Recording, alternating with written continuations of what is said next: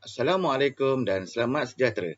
Bersama saya, Cikgu Fahmi, akan berkongsi dengan anda untuk subjek Sains Sukan tingkatan 5 di dalam bidang 7 iaitu kecederaan sukan dan langkah pencegahan.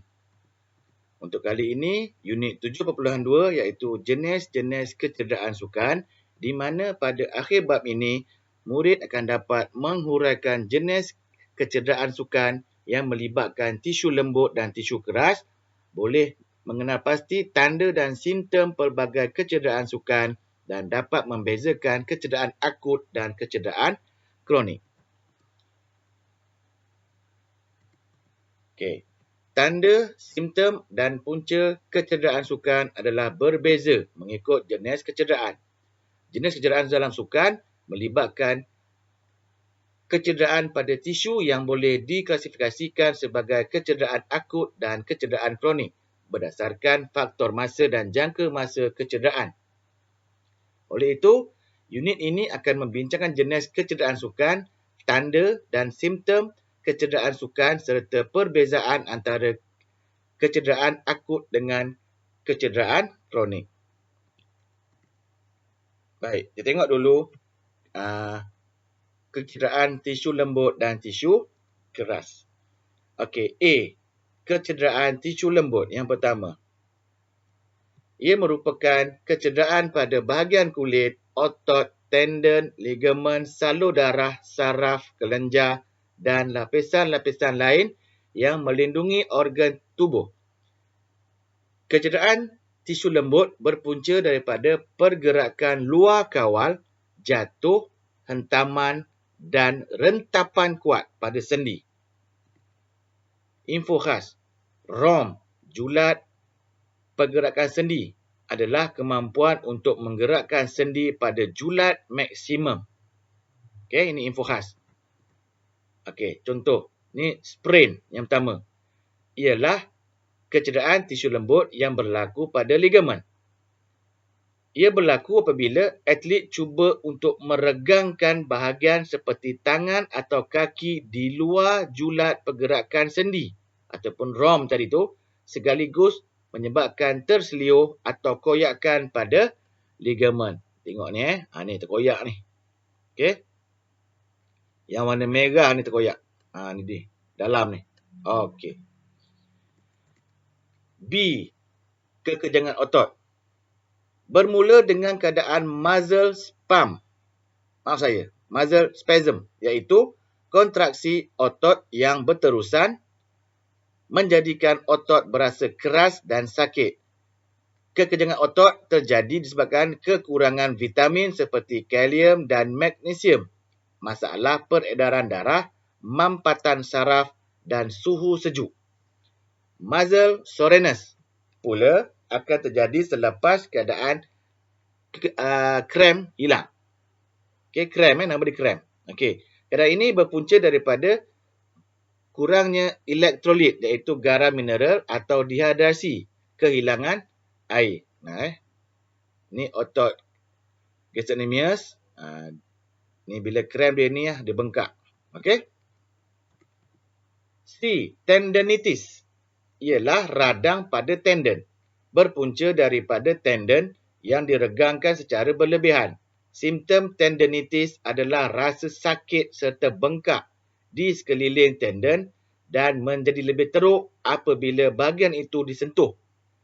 Okey, biasanya berlaku di lutut, tendon patella, dekat kaki tu tendon Achilles dan sendi bahu, otot supraspinatus.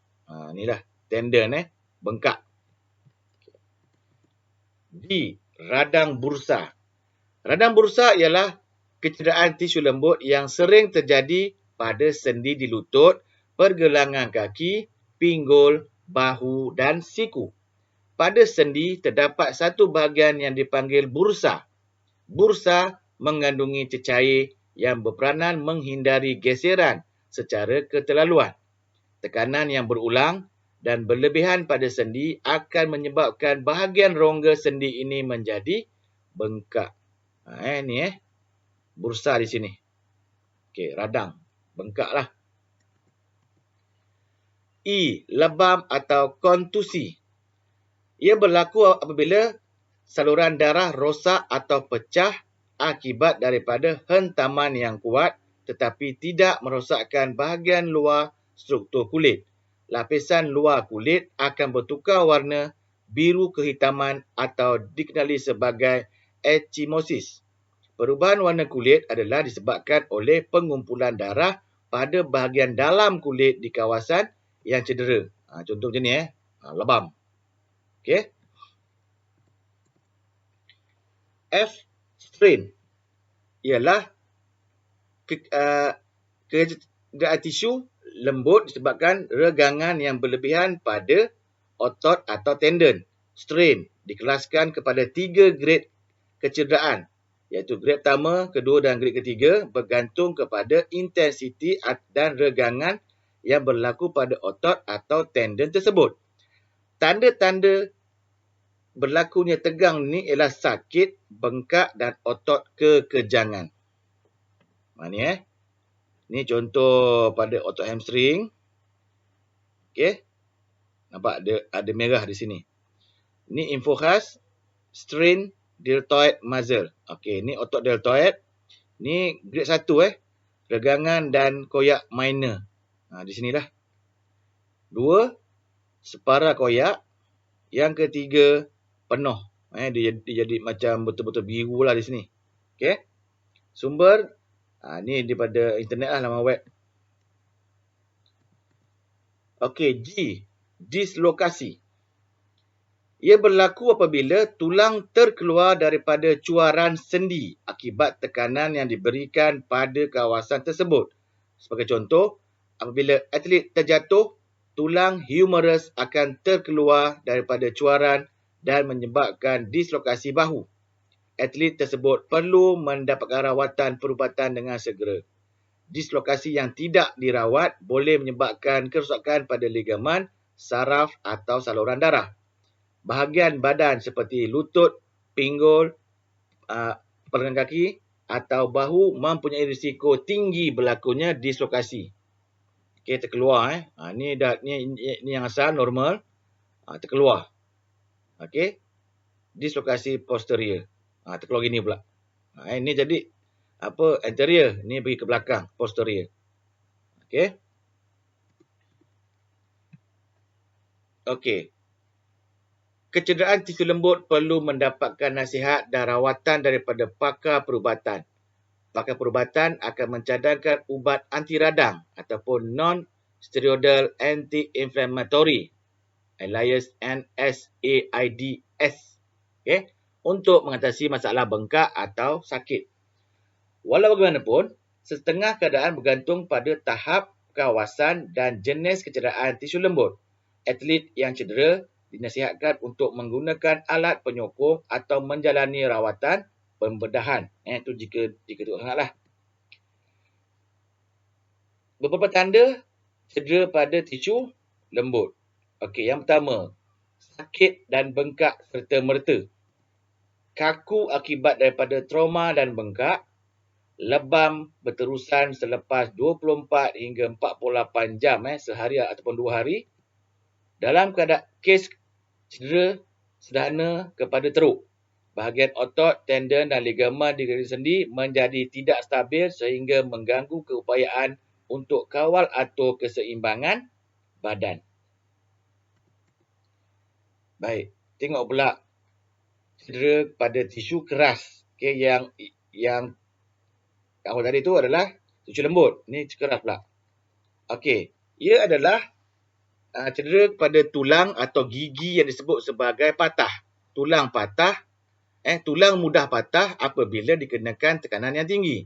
Tulang patah atau retak berlaku apabila kuasa berlebihan dikenakan pada tulang yang menyebabkan pecah atau berlaku serpihan.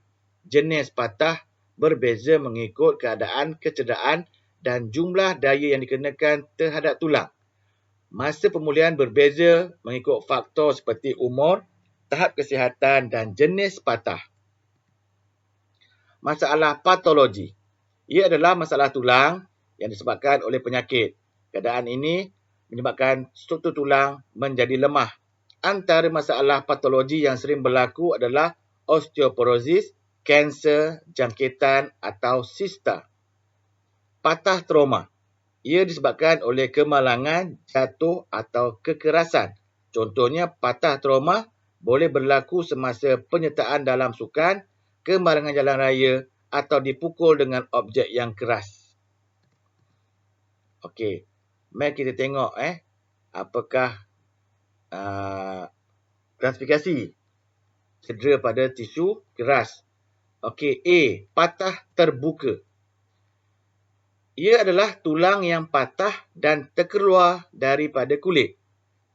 Ini berlaku kerana tekanan yang kuat sehingga menyebabkan luka besar pada tisu dan kulit.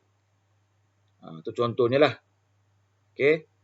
Biasanya berlaku begini ialah biasanya berlaku ketika kemalangan jalan raya lah. Okey.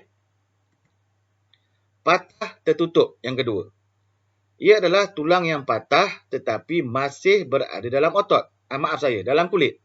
Otot masih berada di sekelilingnya serta tidak ada luka luaran pada kawasan yang patah. Okey, antara jenis patah tertutup.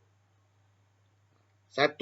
Patah tebu ataupun green stick fracture adalah kepatahan separa di mana tulang patah dan membengkok tetapi tidak ada darah mengalir keluar.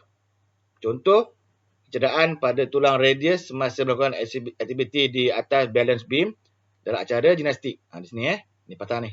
Okey ni. Okey. Ni namanya patah tebu green stick fracture. Patah remuk. Okey ni. Comminuted adalah patah tulang menjadi serpihan kecil akibat daripada impak yang sangat kuat. Contoh, cedera pada bahagian tulang mandible atau akibat tumbukan atau tendangan dalam sukan tempur. Ni di sini. Okey. Ketiga, patah melintang. Transverse adalah kepatahan yang mendatar atau merentas. Contoh, cedera pada tulang humerus akibat kayu hoki, dipukul kayu hoki. Ni di sini. Okey, yang keempat, patah terpusing. Spiral adalah kepatahan yang disebabkan oleh daya putaran yang kuat. Cedera pada tulang femur semasa perejam melakukan sepakan rejaman dalam sepak takraw. Ni dia terpusing ke sana Okey. Kelima, patah serong. Oblique adalah tulang patah serong dan bersudut tajam. Ni dia, tajam. Contoh, cedera pada tulang femur akibat terkena tackle dalam permainan rugby. Dia yang sini ke sini, yang bawah ni ke sini. Tu. Rugby biasa kena lah macam ni. Yang keenam, patah lesung. Impact adalah keadaan patah yang menyebabkan tulang mencucuk antara satu sama lain. Contoh, tulang humerus. Menerima tekanan kuat semasa membuat aktiviti bench press. Ni. Atas cucuk bawah, bawah cucuk atas. Okey. Tanda dan simptom kecederaan sukan dapat dilihat melalui pemerhatian dan sentuhan. Kelainan yang dilihat pada anggota badan seperti lebam, pendarahan, pucat, berpeluh, cara bernafas tidak normal dan kadar denyutan jantung tinggi atau rendah adalah antara perubahan penting untuk dikenal pasti.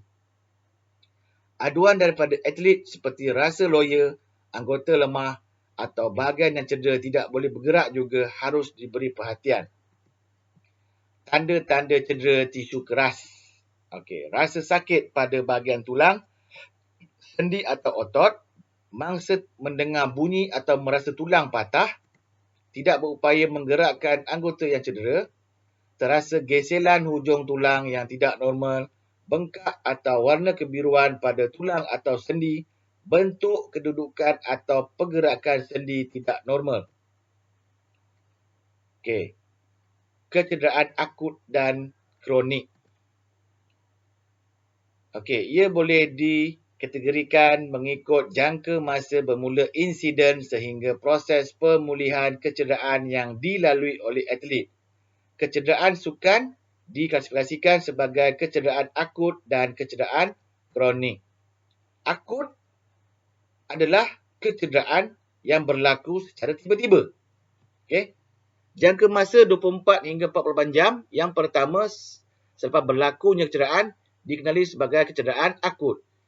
Ini berlaku apabila daya yang kuat dikenakan ke atas otot, tendon dan ligamen melebihi kekuatan tisu tersebut serta julat pergerakan sendi normal. Daya yang kuat dikenakan semasa kontraksi otot mendorong berlakunya koyakan separah atau penuh, iaitu minor strain ataupun full thickness muscle tear kepada bahagian otot tersebut. Kecederaan akut lain yang sering berlaku ialah kecederaan pada ligamen dan lebam kesan daripada hentakan objek keras.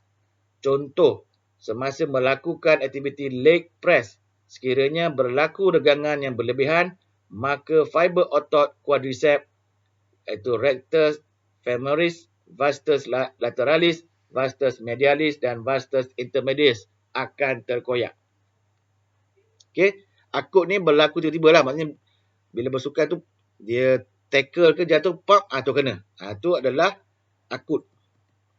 Okey, kronik pula berlaku apabila atlet melakukan pelakuan yang berulang-ulang dalam satu gerakan melebihi keupayaan julat sendi tadi.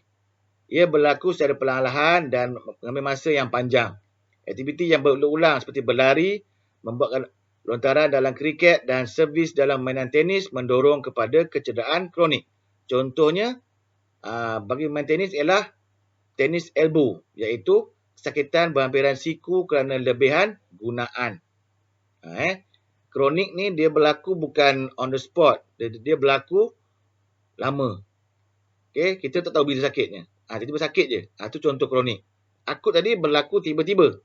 Terus sakit. Ni kronik tak? Dia lama. Okay. Ni rajah. Namanya adalah patella tendinopathy. Okay. Ni Achilles tendinopathy, rotator cuff tendinopathy, stress fracture of tarsals, foot, bones dan shin split. Ni semua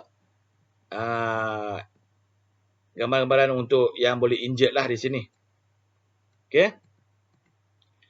Baik, mari kita lihat apa yang boleh dalam bab ini boleh keluarkan soalan untuk peperiksaan. Okey, untuk contoh soalan objektif. Antara berikut yang manakah menggambarkan situasi cedera kronik. Okey, tadi kita baru jadi kronik macam mana? Patah terbuka adalah apa dia? Dan ketiga, apakah risiko cedera daripada cucur lembut yang mungkin boleh dihadapi untuk masa lama? Ni contoh tadi dah. Okey. Untuk esei dan struktur, yang 4 ni huraikan contoh jenis injured pada smooth tissue. Okey, apakah perbezaan antara patah terbuka dengan tertutup? Kena bezakanlah. Yang keenam, huraikan jenis patah. Apa dia patah tebu, patah terpusing, apa dia patah serong. Ni huraikan. Okey, kena pasti tanda dan simptom cedera tisu lembut dan tisu keras. Huraikan tendon. Okey, yang ke-8, ni dah pastinya esei adalah pada pendapat anda, mengapakah jenis kecederaan dalam sukan berbeza mengikut jenis sukan? Kena huraikanlah. Main takraw apa injured dia, main rugby apa injured dia, main badminton apa injured dia. So memang ada beza, tapi anda kena huraikanlah. Okey, terima kasih. Jumpa lagi.